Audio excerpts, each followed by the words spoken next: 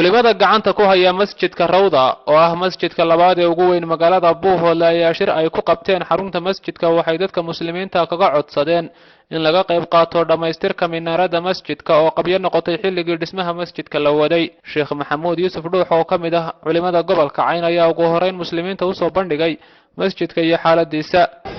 waxaan halkan baaq uga jeedinaynaa muslimiinta meelay joogaan baan maqlaya ama arkaya sawirkayaga minaarada masjidka oo muddo soo socotay hadda sanadba maraysa hadda 12 mitir taagan sida aad aragtaan meel dheer maraysa dhamaystir u baahan injineerkii soo qiimeeyay 3500 wax yar baa u harsan lacag uu ku qiyaasay ayaa u harsan haddii hal muxsin geysanaya way fududahay dadka Ilaahay uu siiyay adduunyada u dhiibay hal muxsin haddii geysanaya hanala soo xiriiro haddii ka badan geysanaya hanala soo xiriiro haddii kale qof waliba wixii uu ku darsan karo hanala soo xiriiro dadka muslimiinta carabiga cadaan iyo midowga iyo meel kasta ay joogaan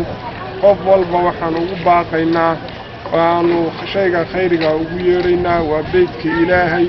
qofkii masaajid dhisabu rasuulka calayhi salaatu wasalaam qof Ilaahay gurigu jannada uga dhisaa qofkii wax ku darsadaa wuxuu la mid yahay qof masaajidka dhisay qofkii xubinka geystaa qayb ka geystay barakallahu fiikum ramadaan kariim baan idin leenahay muxsiniintu bishan barakaysan inay ka soo qayb galaan baan mar labaad iyo mar saddexaad iyo mar la arkabeed ugu baaqaynaa khayrka waa la isugu yeeraa waa la isugu sabaabaa Ilaahay waxaan idinka rajaynayaa idinkana caafimaad iyo barwaaqo iyo bishan barakaysan inuu Allah idinka yeelo barakallahu fiikum telefoonka iyo